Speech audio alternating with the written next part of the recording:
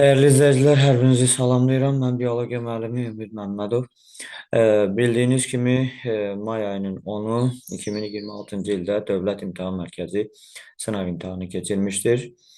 Və mən də bir biologiya müəllimi olaraq 4-cü qruplar üçün keçirilən imtahanın biologiya üzrə suallarının izahını paylaşmaq istəyirəm.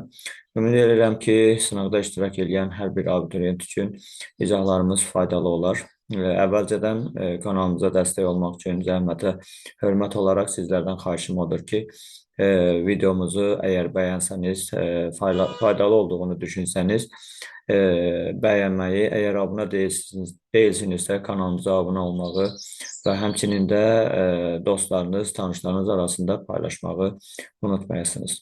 Keçid alırıq suallarımıza.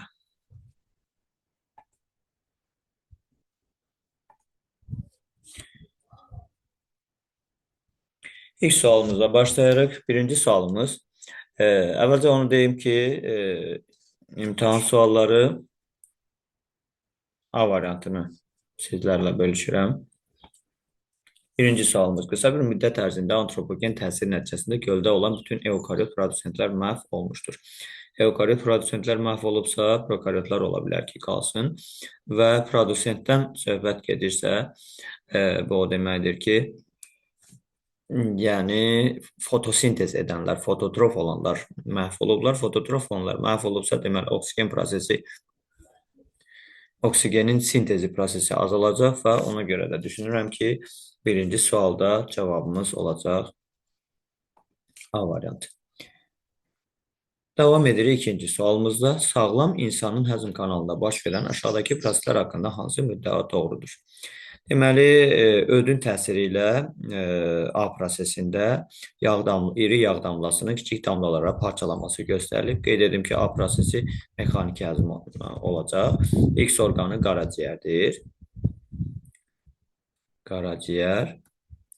Y orqanı lipaza fermenti hazırlayaraq ümumiyyətlə yağ damlalarını gliserin və yağ turşularını, yəni tərkib hissələrinə parçalayır. Y orqanı mədə-altı vəzidir. Və B prosesi isə kimyəvi həzm hesab olunacaq. Deyir ki, hansı müddəalar doğrudur? A prosesi ödün təsiri ilə yağın kimyəvi parçalanmasıdır. Xeyr, mexaniki parçalanmasıdır. Ona görə bir səhvdir. Hər iki proses həzm kanalının eyni şöbəsində gedir. Hər iki proses nazik bağırsaqda gedir. Ona görə düşünürəm ki, doğrudur. X və Y axacaqlara malik həzm vəzləridir. X və Y axacaqlara malik həzm vəzləridir. Bəli, yəni X xarici sekresiya vəzisi, Y isə qarışıq vəzidir. Hər ikisinin axacağı var. B prosesi A prosesindən fərqli olaraq həzm kanalının bütün şöbələrində gedir. Yəni kimyəvi həzm deyirsə, xeyr, bütün şöbələrdə getmir deyə düşünürəm. A prosesi X orqanında, B prosesi Y orqanında gedir. Xeyr, hər ikisi bağırsaqda gedir. Ona görə cavabımız olacaq 2, 3, B variantı. Davam edirik üçüncü sualımızda. Üçüncü sualımızda Eyler-Venn diaqramı vasitəsilə xaçlı örümcək və kələm kəpənəyinin müqayisəsi göstərilmişdir. Deməli, birinci dərəcəli konsumentdir, yəni bitki ilə qidalanandır. Birinci dərəcəli konsumentdir, düşünürəm bu kələm kəpənəyi olacaq. Kitab şəkilli ağciyərlərə malikdir, bu xaçlı örümcəkdir. Düzünə inkişaf edən canlıdır, bu da xaçlı örümcəyə aiddir. İnkişafı tam çevrilmə yolu ilə gedir, bu kələm kəpənəyidir. İfraza sistemi həzm sistemi ilə əlaqəlidir, yəni müvafiqi boruları var, bu 5 hər ikisinə aiddir. Boru şəkilli ürəyə malikdir, bu da hər ikisinə aiddir. Yəni 1-ə 2, 3, 2-yə 1, 4, 3-ə 5, 6. 2, 3, 1, 4, 5, 6. C variantı olacaq sualımızın doğru cavabı. Dördüncü sualımız X prosesi DNT-dən DNT-nin əmələ gəlməsi. Düşünürəm ki, bu reduplikasiya və ya replikasiyadır. Y prosesi DNT-dən məlumat RNT-nin yaranması, bu transkripsiya prosesidir. Z prosesi məlumat RNT-dən zülalın yaranması, yəni olan məlumat əsasında zülalın yaranması, bu da translyasiya prosesidir. X, Y və Z prosesləri üçün hansı ifadə yanlışdır? Y-də 5 növ azotlu əsas, 8 növ nukleotid iştirak edə bilər. Transkripsiya prosesidirsə 5 növ azotlu əsas, yəni DNT və RNT-nin hər ikisini düşünsək, fikir doğrudur. Hər üç prosesdə biopolimer əmələ gəlir. Birində DNT, birində məlumat TNT, birində zülal yaranır. Hər üçü biopolimerdir, doğrudur. Hər üç prosesdə dezoksiribozanın miqdarında azalma müşahidə edilir. Dezoksiribozanın miqdarında azalma dezoksiriboza karbohidratdır. Deməli, məlumat RNT-də dezoksiribozada dəyişiklik olmur, translyasiyada da həmçinin. Düşünürəm, bu yanlış ola bilər. Z-də peptid rabitə sayı artır, bu doğrudur. X-də baş verən dəyişikliklər mutasiyalara səbəb ola bilər. Bəli, əgər, yəni belə deyək də, DNT-dən yeni DNT sintezində dəyişiklik olsa, mutasiyalara səbəb ola bilər. C variantı sualımızın doğru cavabı olar deyə düşünürəm. Davam edirik 5-ci sualla. İnsanda görmə siniri gözün hansı qişasından başlanğıc götürür və onun çıxdığı yer necə adlanır? Torlu qişadan başlanğıc götürür və çıxdığı yer kor ləkə adlanır. İşıq şüalarını sərbəst buraxan qişa, bu buynuz qişadır, bu deyil. Göz almasını qanla təchiz edən damarlı qişadır, bu deyil. Sonra gözü ətraf mühitin təsirlərindən qoruyan qişa, ağlı qişadır, bu da deyil. İşıq şüalarını sinir impulslarına çevirən qişa, bu ola bilər kor ləkə, reseptorların yerləşdiyi qişa sarı ləkə. Xeyr, sarı ləkə deyil. Doğru cavabımız D variantı olacaq. Deməli, 5-ci sualımızda. 6-cı sualımız qaraciyər sorucusu sxemə əsasən doğru kəsişmələri müəyyən edin deyir. Əsas sahibi manti boşluğuna malik olur. Əsas sahibi insan və kənd təsərrüfatı heyvanlardır. Manti boşluğuna malik deyil. Yəni, burada 1 yanlışdır. 2. Aralıq sahibinin bədəninə daxil olan sülfət bilavasitə əsas sahibinin bədənində əmələ gəlir. Xeyr, suda əmələ gəlir. 2 də yanlışdır. Əsas sahibi ikinci siqnal sisteminə malik ola bilər. İkinci siqnal sistemi danışmaq nitq qabiliyyətidir. Yəni, insandırsa, bəli, ola bilər. Deməli, əsas sahibinin bədəninə daxil olduğu inkişaf mərhələsi aralıq sahibinin bədənindən kənarda əmələ gəlir. Deməli, sista mərhələsində əsas sahibinin bədəninə daxil olur. Bəli, bu da doğrudur. Yəni, belə deyək də, sistada aralıq sahibinin bədənindən kənarda əmələ gəlir. 3-4, yəni D variantı olacaq sualımızın doğru cavabı. Buğdanın dəm meyvəsində qida maddələri endospermlə rüşeymə birbaşa nə vasitəsilə daxil olur? Bu, ləpə yarpağıdır. A variantı olacaq sualımızın doğru cavabı.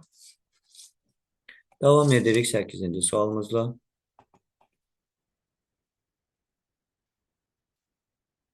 F ilə işarələnmiş dişi homoqametliyə malik. Dişi homoqametliyə malik iki evli bitki. Deməli, dişi homoqametdirsə, belə deyək ki, dişi XX, erkək XY olacaq. Deməli, kənaf, maya sarmaşığı və elodeya bitkiləri deyək ki, olsun. Yəni, bunlardan biri olacaq. Endosperm hüceyrəsindəki cinsiyyət xromosomları XXX-dirsə, yəni endosperm nədən əmələ gəlir? Mərkəzi hüceyrə, endosperm bərabərdir mərkəzi hüceyrə üstə gələk spermi. Əgər dişisi XX-dirsə, deməli, mərkəzi hüceyrə XX-dir. Spermi X və ya Y ola bilir. Əgər X ilə birləşibsə, deməli, endospermi də XXX olacaq. Bu bitkinin toxumundan əmələ gələn bitki hansı olar? Yəni, belə deyək də, əgər mərkəzi hüceyrə XX xromosomuna malikdirsə, deməli, yumurta hüceyrədə X xromosomuna malikdir. Çünki bunlar eyni makrospordan başlanğıc götürürlər. Bu, o deməkdir ki, bunun zigotu XX olar, endospermi də XXX olacaq və XX isə deməli, dişi bitkidir. İki evli dişi bitki olacaq. İki evli dişi bitkidirsə, deməli, bir deyil. Çünki bir, iki cinsli çiçəyi olan bitkidir. İki, bir evli bitkidir. Ona görə bu da deyil. Üç, erkəklikli bitkidir, erkək bitkidir. Bu da deyil. 4-də yalnız dişi bitkidir. Deməli, Y bəndi yalnız 4 olacaq. 9-cu sualımız. İnsanda irsi xəstəliklər hansı hüceyrələrlə nəslə ötürülür? İrsidirsə, təbii ki, cinsi çoxalma zamanı ötürüləcək. Bu da cinsi hüceyrələr olacaq. 10-cu sualımız. İnsanın ağciyər qovurcuqlarında qazlar mübadiləsi zamanı aşağıdakılardan hansı baş verməz? Karbon qazı difuziya yolu ilə ağciyər qovurcuqlarına keçər. Bu doğrudur. Yəni, qandan ağciyər qovurcuqlarına keçər. Oksigen difuziya yolu ilə qan plazmasına keçər. Bu da doğrudur. Ağciyər qovluqlarında oksigenin qatılığı artar, xeyir, azalar. Ona görə bu yanlışdır. C variantı olacaq. Qanda oksigenin qatılığı artmağa başlayır, doğrudur. Venoz qan arterial qana çevrilər. Bu da doğrudur. 11-ci sualımızla davam edirik.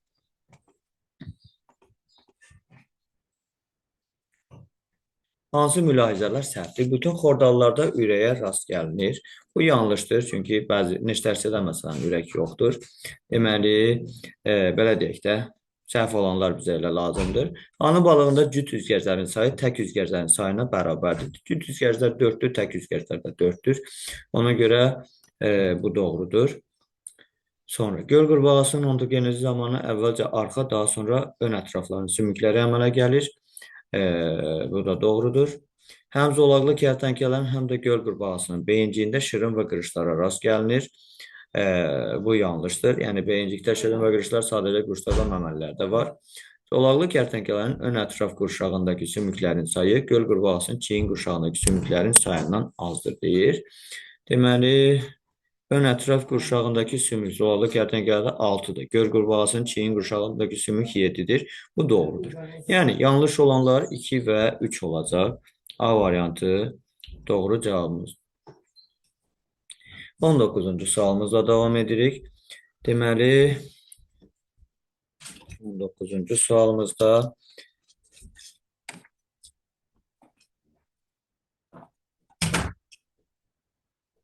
uyğunluğu müəyyən etməyi bizdən istəyir. Deməli, birdə nədir? Birdə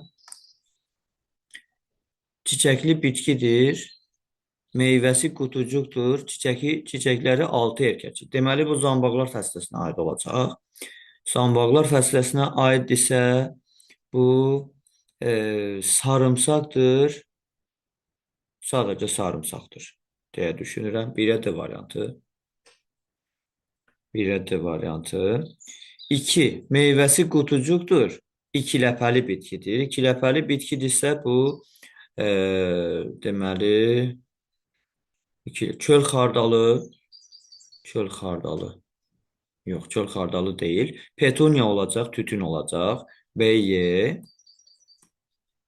Və çiçəkləri 6 erkəkciklidir, 2 ləpəli bitkidir.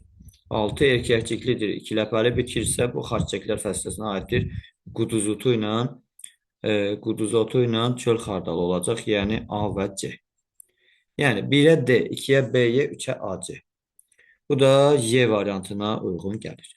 İnsan skeletində dik gəzməklə əlaqədar deyil.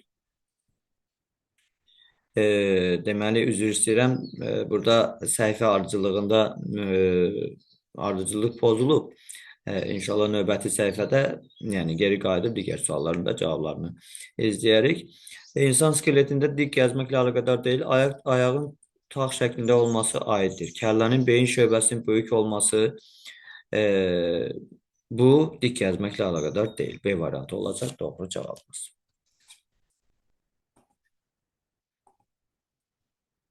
21-ci sualımızla davam edirik. X və Y üçün ümumi olanları müəyyən edin. Deməli, X xilema borularıdır, Y flema borularıdır. Hüceyrələri canlıdır, bu ümumi deyil. Yarpağın damarlarına daxildirlər, bu ümumidir. Yəni, hər ikisi yarpaq damarına daxil ola bilər. Hüceyrələri örüdür, bu birinə aiddir. Liflər əmələ gətirmirlər, flemada mövcuddular, bu da birinə aiddir. Davam edirik 22-ci sualımızda. Cədvəldə insanın müvafiq vəzlərinin funksiyaları verilmişdir. Deməli, qalxana bənzər kalsiumun miqdarı azaldır. Bu, kalsitonin hormonudur. Qalxana bənzər vəzi qanda kalsiumun miqdarını artırır. Deməli, qalxana bənzər vəzi qanda kalsiumun. Deməli, kalsitonin hormonu kalsiumun qandan sümüklərə keçməsini təmin edir. Qandan sümüklərə keçməsini təmin edirsə, deməli, qanda miqdarı azalır. Əgər artırırsa, deməli, kalsitonin miqdarı azalıb ki, kalsiumun miqdarı qanda artır. Mədə-altı vəzi müvafiq hormonlardan biri qanda şəkəri miqdarını artırır. Bu, qlükagondur, insulin isə azaldır. Böyrəküstü vəzi qanda şəkəri miqdarını artırır. Deməli, birdə qanda kalsiumun miqdarı T anından sonra artır. T anından sonra qanda kalsiumun miqdarı artırsa, Bu deməli, kalsitonin miqdarının azalması deməkdir. İkincidə qlukozanın miqdarı qanda azalırsa, deməli bu insulindir, insulinlə bağlıdır. Üçüncü, qaraciyərdə glikogenin miqdarı artırsa, yenə də bu qlukozanın miqdarının artması, qlukozanın miqdarının azalması deməkdir. Və qlukozanın yox, bircə dəqiqə. Qaraciyərdə glikogenin miqdarı azalırsa, qlukozanın miqdarı qanda artır. Bu da qanda qlukozanın miqdarı artırsa, qlukagon hormonu ilə əlaqədardır. Baxaq variantlarda görək nə istəyir bizdən. Deməli, 1 kalsitonin, 2 qluka deməli bizdən hansı hormonla əlaqəli olduğunu soruşur. Deməli, deyim ki, qanda kalsiumun miqdarı artıbsa, bu deməli, qanda kalsiumun miqdarı artıbsa, kalsitoninlə əlaqədardır, amma kalsitonin miqdarının azalması ilə bağlıdır. Deməli, baxaq, başqa variant varmı bir üçün? Parathormon, kalsium fosfor mübadilə, kalsiumun qandan sümüklərə keçməsi. Deməli, parathormon ola bilər. 1, 2 ilə 3-ü müəyyən edək. Qanda kalsiumun, qanda glukozanın miqdarı azalırsa, bu insulinlə əlaqədardır. 2 insulindir. 2 insulindirsə, 2 insulin C və Y variantıdır. 3-ü də müəyyən edək. 3 deməli, əgər qaraciyərdə glikogenin miqdarı azalırsa, deməli qanda glukozanın miqdarı artır. Bu glukagondur. 2 insulindir, 3 glukagondursa, deməli bu Y variantı olacaq. Deməli, birinci kalsitonin, ikinci insulin, üçüncü glukagon. 23-cü sualla davam edirik. Proterozu erasının Perm dövründə uçan onurğalar yaranır fikri yanlışdır. Çünki bu yurada olur. Yırtıcı dişli sürünənlər yaranır. Bu doğrudur. Trilobitlərin nəsli kəsilir. Bu doğrudur. Hörümçəklər meydana çıxır. Yanlışdır. Rüşem kökçüyü köktür. Deməli, kök Devon dövründə olar. Daha doğrusu əsas kök. Toxum, belə deyək. Bu deyil. Yəni, daş kömür meşələri yox olur. Daş kömür meşələri yox olur. Paleozu erasının Perm dövründə daş kömür meşələri necə ola bilər?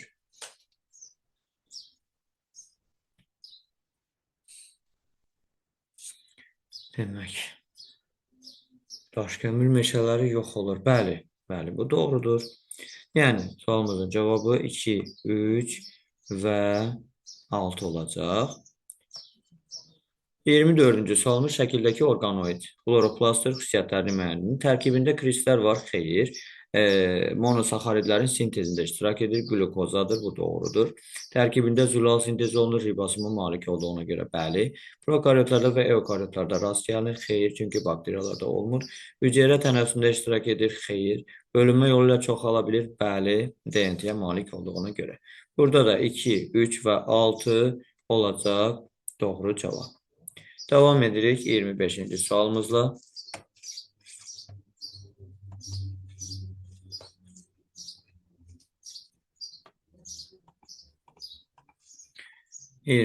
Sual doğru ifadələri müəyyən edin. Deməli, yuxu xəstəliyinin törədicisi Y orqanizmi ilə eyni sinifə aiddir. Yuxu xəstəliyinin törədicisi tripanosomdur, qamçılar sinifinə aiddir. Eyni sinifə aiddir, bəli, doğrudur. Leishmania Z orqanizmi ilə eyni sinifə aiddir, xeyr. Toksoplazma sporlar tipinə aiddir. X və Y orqanizmləri ilə eyni tipin nümayəndəsidir, xeyr. X, Y və Z orqanizmləri 3 müxtəlif tipin nümayəndəsidir. Sarkomastiqoforlar, infuzorlar. Üçü də müxtəlif deyil. X və Y orqanizmləri 2 müxtəlif sinfin nümayəndəsidir. Bəli, biri sarkotinlər, biri qamçılara aiddir. 1 və 5 olacaq sualımızın doğru cavabı. 26-cı sual. Sağlam qadın orqanizmində 28 günlük aybaşı siklini nəzərə alaraq S bölünsün A-B ifadəsini hesablayın, hamiləlik baş verməmişdir. Bir sikldə sarı cisim fazasının müddəti. Düşünürəm ki, bu sualda yanlışlıq var. Nəyə görə? Çünki fazanın müddətini biz günlə də hesablaya bilərik, ayla da, nə bilim, dəqiqə ilə də, yəni müxtəlif zaman, belə deyək ki, vahidləri ilə ifadə etmək olar. Hər halda ehtimal edirəm ki, günlə götürmüş olarlar. Ona görə 14 gün olaraq qeyd edirəm. Bəlkə də 2 həftədir, amma təbii ki, bunu qeyd eləsələr bizim üçün daha aydın olardı. Ovulyasiyanın baş verdiyi gün 14-cü gün. Qadın ontogenezində yetişə bilən minimum yumurta hüceyrələrinin sayı bu 350-dir. 350-dən 500-ə qədər ola bilir. 350 olaraq götürərik. Deməli, C bölünsün A. 350 bölünsün 14 minus 14. 350-ni 14-ə böləndə 2 dəfə 14, 28, 70-i 14-ə böləndə 5. Deməli, 25. 25 çıxılsın 14 bərabərdir 11. Sualımızın doğru cavabı düşünürəm ki, 11 olacaq. Davam edirik. Növbəti sual. Bundan əvvəlki səhifəmizdir. Anlaşılmazlığa görə üzr istəyirəm. Səhifələrin acılığında belə deyək ki, yer dəyişmə olub. 12-ci sualla davam edirik. Təbii seçmənin təsiri bu şəkildəki təbii seçmə, hərəkət verici seçmədir. Göstərilən formasına aid olanları müəyyən edin. O ilkin vəziyyət, en yeni vəziyyətdir. Populyasiya üçün səciyyəvi olan əlamətin orta göstəricisinə malik olan fərdlərin kənar edilməsi. Orta göstərici, bəli, kənar edilib, yeni xüsusiyyət yaranıb. Ona görə bu doğrudur. Populyasiyanın fərdləri arasında böyük oxşarlıq var. Xeyr, bu stabilləşdirici seçmədə olur. Xarici mühit dəyişilən şəraitdə yeni əlamətlərin əmələ gəlməsi, bu doğrudur. Deməli, az və ya çox dərəcədə sabit şəraitdə populyasiyaların bir çox illər ərzində dəyişməz qalması, bu da stabilləşdiriciyə aiddir. Sənaye rayonlarında kəpənəklərin tünd rəngli formalarının açıq rəngli formaları sıxışdırması, bu doğrudur. Fırtına zamanı uzun və qısa qanadlı sərçələrin məhv olması, orta qanadların qalması, bu da stabilləşdirici seçməyə aiddir. Aid olanları istədiyinə görə 1, 3 və 5 olacaq doğru cavabımız. Yəni, B variantını götürərik. Davam edirik 13-cü sualla. Sxemə əsasən doğru kəsişmələri müəyyən edin.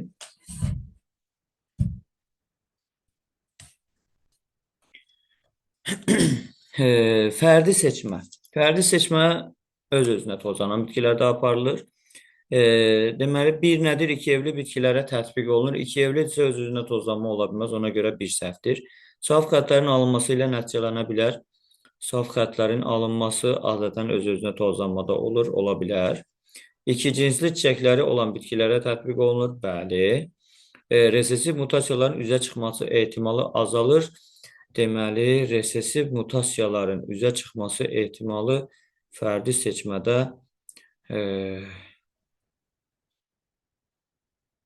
üzə çıxması ehtimalı azalmır, xeyr, daha da artır. Ona görə bu yanlışdır. 2 və 3, yəni D variantı düşünürəm ki, doğru cavabımız olacaq. 14-cü sualda yaşıl quşmamının inkişafı hansı mərhələlərində diploid xromosom dəstinə malik hüceyrələr ola bilər? Deməli, yetkin bitki haploiddir, N-dir, qametlər haploiddir, N-dir, zigot 2 N-dir. Qutucuq deməli 2 N-dir, spor N-dir, protonema N-dir. Deməli, burada diploid olanlar 3 nömrə zigotdur, 3 nömrəli, qutucuqdur, 4 nömrəli. Deməli, zigot 3 nömrəli, qutucuq 4 nömrəli. 3 və 4. 3 və 4, amma deməli 3, 4 qametlər, zigot, qutucuq, protonema, haploiddir. Bizdən diploid xromosom dəstinə malik hüceyrələr. 3, 4 A variantı olacaq sualımızın doğru cavabı.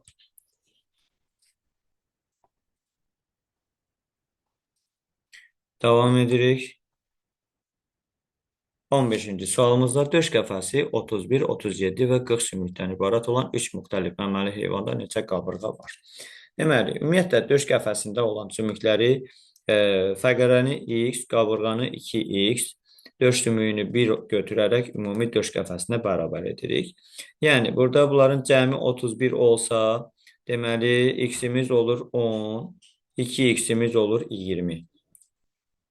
Deməli, əgər 37 olaraq götürsək insandakı kimi, X-imiz 12 olur, Y-imiz 24 olur. Əgər 40 olaraq götürsək, X-imiz olur 13, Y-imiz olur Demək 2x-imiz olur 26. Bizdən qabırğaları istəyir 20, 24, 26. 24, 26, 50, o da 20, 70 eləyəcək. Ona görə sualımızın doğru cavabı A variantı. Davam edirik 16-cı sualımızla. Qrafikdəki diploid çiçəkli bitkidə spermilər rüşem kisəsindən daxil olduqdan sonra yalnız ana bitkinin irsi əlamətlərini daşıyan hüceyrələrin sayının zamana görə dəyişməsi göstərilmişdir. Deməli, yalnız spermilər daxil olduqdan sonra yalnız ana bitkinin irsi əlamətlərini daşıyan hüceyrələrin sayının zamana görə dəyişməsi. Deməli, əvvəl 7 idi, sonra 6-ya düşür. Bu zaman nədir? Sperminin biri yumurta hüceyrə ilə birləşir, ona görə 6-ya düşür. Və T1, T2 anında 6 qalıbsa, deməli, digər spermi ilə mərkəzi hüceyrə birləşməmişdir. Uyğunluğu müəyyən edin. Əvvəlcə xromosom dəsti haploid olan hüceyrə mayalanmışdır. Vegetativ hüceyrə nüvə rüşem hissəsinə daxil olmamışdır. 0 T1 zaman intervalı, T1, T2 zaman intervalı. Deməli, 0 T1 zaman intervalında rüşem hissəsində 7 hüceyrə var. Belə deyək, əslində 9 hüceyrə var, 7 hüceyrə ana bitkinin əlamətini daşıyır. Rüşem hissəsində diploid xromosom dəstinə malik bir hüceyrə var. Bu, deməli, hər ikisində, deməli, T1, T2 mayalanma baş veribsə əgər, o zaman 2 hüceyrə olur. Bu 0 T1 intervalına aid olacaq. Çünki T1, T2 intervalında artıq zigotda diploid olur, mərkəzi hüceyrədə diploid olur. Deməli, rüşem hissəsində haploid xromosom dəstinə malik 8 hüceyrə var. Deməli, haploid xromosom dəstinə malik 8 hüceyrə varsa, buradan 6 hüceyrə ana bitkiyə malikdir, 2 hüceyrə ata bitkiyə malikdir. Hələ ki, mayalanma getməmişdir. Bu da düşünürəm ki, 1-ə aid olacaq. Deməli, zigot əmələ gəlir T1, T2 intervalında. C bəndini 2-yə yazarıq. Rüşem hissəsində diploid xromosom dəstinə malik 2 hüceyrə var. Bu da T1, T2 intervalındadır. Biri mərkəzi hüceyrədir, biri zigotdur. Rüşem hissəsində həm ata, həm ana bitkinin irsi əlamətlərini daşıyan bir hüceyrə var. Deməli, bu yenə də T1, T2 aralığı olacaq. Yəni, 1-ə AB, 2-yə CD, Y. A variantı olacaq sualımızın doğru cavabı.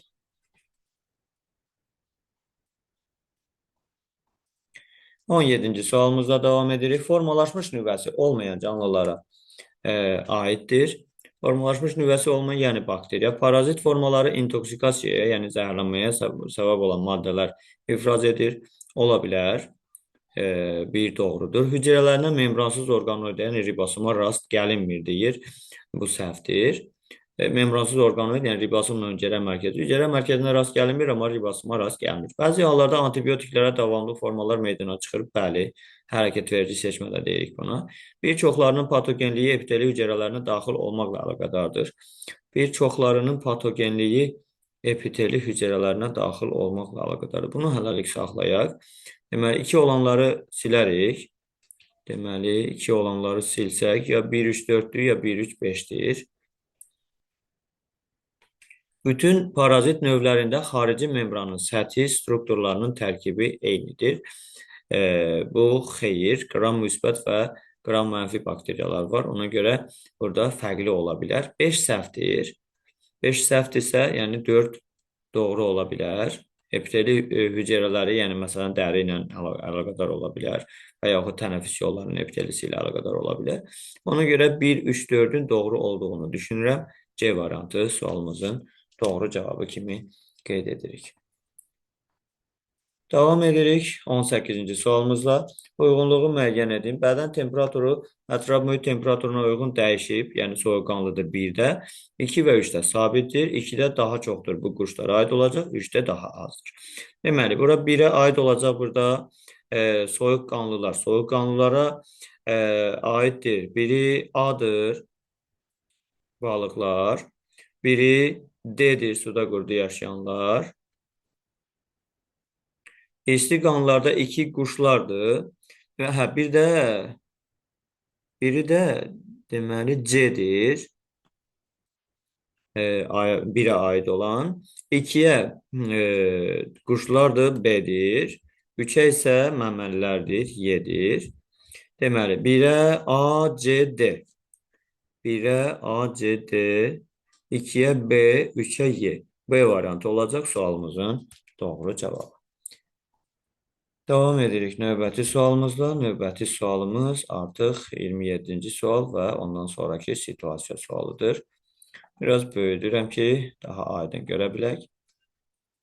X, deməli, parapiteklər əvvəlcə ardıcılığı qeyd edim. Parapiteklər başlanğıc verir hibon, oranqutan və driopiteklərə. Amma X-in müasir nümunələrinin döş qəfəsində 40 sümük varsa, yəni orangutanda 12 cüt qabırğa var, deməli 37-dir. Əgər X-də 40-dırsa, deməli bu orangutan deyil. Orangutan deyilsə hibondur. X hibon, Y olacaq orangutan, Z deməli o şimpanz.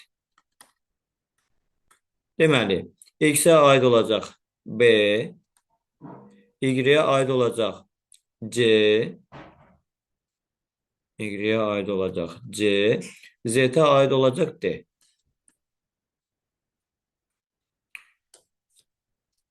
Davam edirik. Bundan sonra artıq situasiya sualımız gəlir.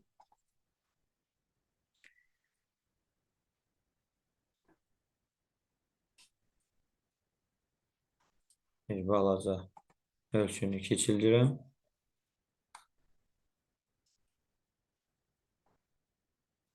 Aha.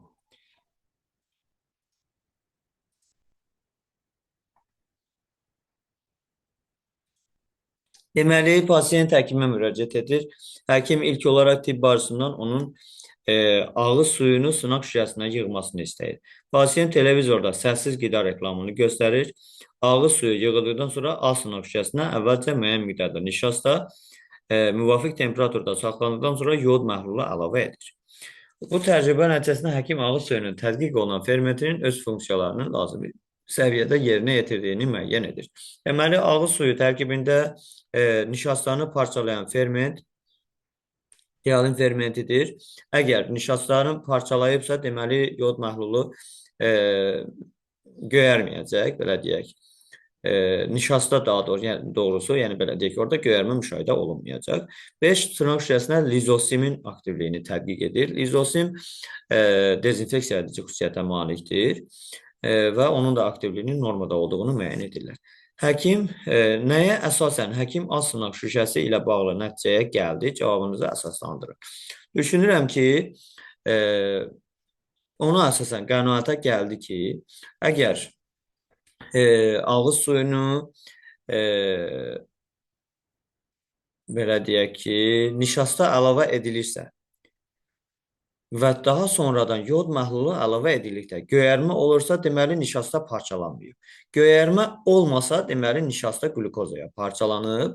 O cəhətdən əgər deməli yəqin ki, o göyərmənin olmadığını müşahidə edib və qənaətə gəlib ki, həmin o ferment, yəni ptialin fermenti onun tərkibində, yəni belə deyək, maddənin tərkibindəki nişastanı parçalayıb. Bunu şifahi olaraq qeyd elədim və bir daha yazılı olaraq yazmıram. Hər halda dediyimə əsasən cavabınızı yoxlaya bilərsiniz. Həkim tərəfindən B sınaq şüşəsi tədqiq edilən maddə, B sınaq şüşəsində tədqiq edilən maddə lizosin fermentidir. Hansı üzvü birləşmələrə aiddir? Bu ferment isə zülallara aiddir. Bu üzvü birləşmələr insan hüceyrəsinin hansı 3 müxtəlif orqanoidində sintez oluna bilər?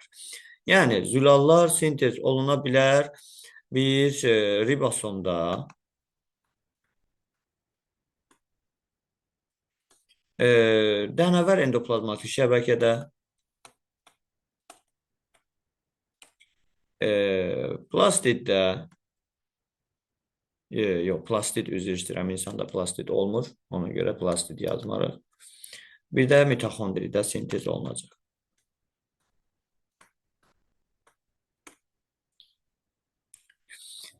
30-cu sualımız pasiyentə televizordakı reklam nə məqsədlə göstərilmişdir? Televizorda reklam o məqsədlə göstərilib ki, ağız suyu ifraz olunsun.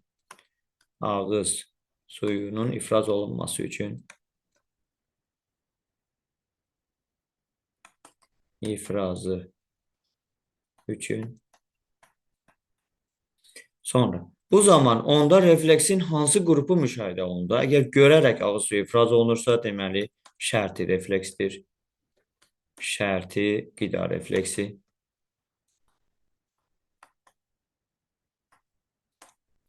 Sonra pasiyentin müayinə olunan orqanlar sisteminin fəaliyyətini tənzimləyən baş beyin şöbəsi, yəni həzm sisteminin fəaliyyətini tənzimləyən baş beyin şöbəsinin adı uzunsov beyindir.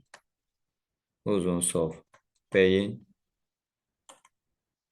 Və hansı rəqəmlə göstərildiyini müəyyən edib yazın. Burada uzunsov beyin şəkildə 4 rəqəmi ilə göstərilir. İmtahanda iştirak edən hər bir şagirdə, abituriyentə uğurlar arzulayıram. Ümid edirəm ki, blok imtahanında lazımi nəticəni hər biriniz yığa bilərsiniz və biz də sizlərə dəstək olmaq üçün, bildiklərinizi yoxlamaq üçün mümkün qədər çalışırıq ki, belə deyək, sizin işinizə yaraya biləcək videolar çəkib sizinlə paylaşaq. Əgər izahlarımızda hər hansı bir yanlışlıq oldusa ki, bu mümkündür, çünki etalon cavablarla tanış deyilik. Bunu düşüncəmizə əsasən, qənaətimizə, öyrəndiklərimizə əsasən bu sualları təhlil edərək cavabları çıxarmışıq. Əgər videomuzu bəyənsəniz, izahlar sizin xoşunuza gəlsə, zəhmətə hörmət olaraq xahiş edirəm ki, videomuzu bəyənəsiniz və əgər abunə deyilsinizsə, kanalımıza abunə olasınız və tanışlarınızla, dostlarınızla paylaşasınız. Bugünlük bu videomuzda bu qədər. İnşallah sizinlə növbəti videolarda görüşmək ümidi ilə sağollaşıram. Hələlik.